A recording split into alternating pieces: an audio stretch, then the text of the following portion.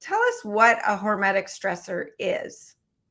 Well, I'm rethinking the very definition and appropriateness of even engaging in this. And that term has been challenged now by my friend Jay Feldman, Energy Balance Podcast, to completely reframe this idea where what we commonly consider to be a hormetic stressor is a brief stress incident that delivers a net adaptive positive benefit.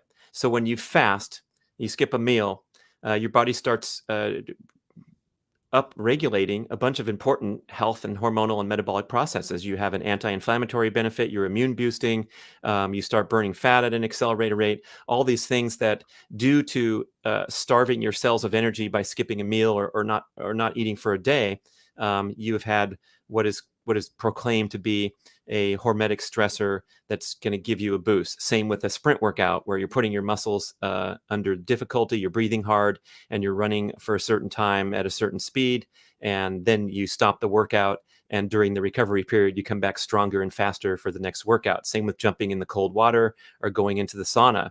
You get hot in a sauna. If you don't come out of the sauna, and it's 200 degrees, you're going to die in however many hours. If you don't get out of my cold tub is now at 38. I keep it right around there, and I go in there for a minute or two or three.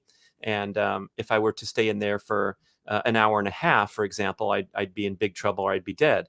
And so hormetic stressor is a minute or two or three, and then the hour and a half is is a bad deal. So that's kind of the difference between a chronic stressor that compromises your health, which you talk about all the time, and we're all familiar with the chronic stress that's endemic to modern life, and then the hormetic stressors supposedly something that is going to give a health benefit. Now, here's the problem.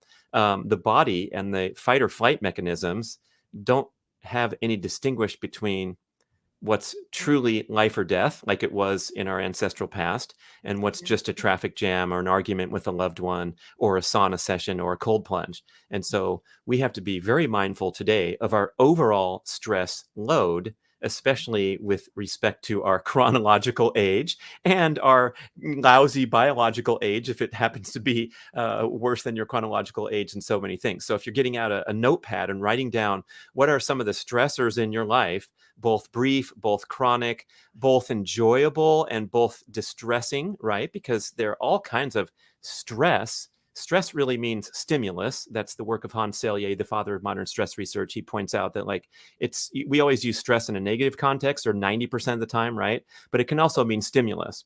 And so you've seen those charts on the internet that rank the most stressful events in a person's life. It's death of a loved one, death of the spouse, horrible tragedy, number 3, number 4. But getting married is like number 2 on the scoreboard, because it is a majorly high stimulatory day with all kinds of stress hormones flowing before, during, after, and so forth, until you get to the honeymoon and you're collapsed on the beach, right? So if we're counting all manner of stress together, that's when we want to do some really important reflection about the dangers of stacking too many cool things.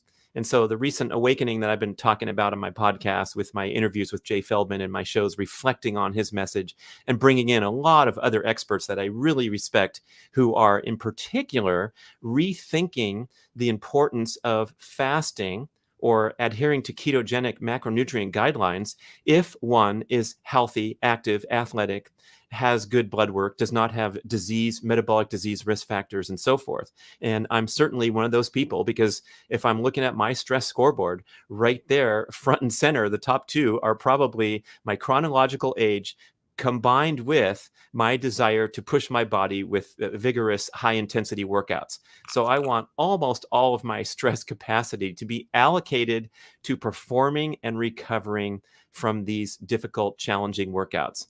And if I were to go and stack fasting on top of a day where I already had a vigorous workout, where I starved my cells of energy, right, to prompt those benefits, those aforementioned benefits, that's the same thing you're doing with fasting. Mike Mutzel, he's got the High Intensity Health Show, a very respected person in this space. He made that comparison where you can go for an hour challenging workout and get to the same place that it takes for a very long fast, like an 18 or a 24-hour fast? Which one would you rather get over with quickly, the hour workout and then go on with your day and have a nice, wonderful breakfast, or to work really hard and, starve your cells of energy by skipping a meal or skipping 2 meals? Now, I don't want to, come paint myself into a corner here, because there's so many wonderful benefits and health awakenings people have experienced from ketogenic diet, from fasting, from getting away from the unfettered access to processed foods and indulgent lifestyle behaviors that we traffic in to the extreme these days. My buddy Liver King, the Instagram sensation that I work with the organ supplements, he talks about how we're all weak and soft, and we need to recapture our ancestral past by doing all this crazy stuff that he shows on his posts. But he's a big fan of cold exposure too. And the argument there is like, look, we're in temperature controlled environments almost all the time, almost our entire life. To the extent that we complain leaving the shopping mall and walking to our car when it's 100 degrees. Oh my gosh, I'm going to die. I can't wait to get into my air-conditioned vehicle and drive away. So a little dabbling in cold exposure is probably a wonderful balance to other research from the United Kingdom suggests that we spend 93% of our time indoors. That's 86% in a building and 7% in a vehicle is the average. So if we're never exposed to temperature extremes, which was a huge factor in human evolution, and all these things like the presence of brown activated fat and all these evolutionary adaptations we have to keep warm or to keep cool, sweating, things like that.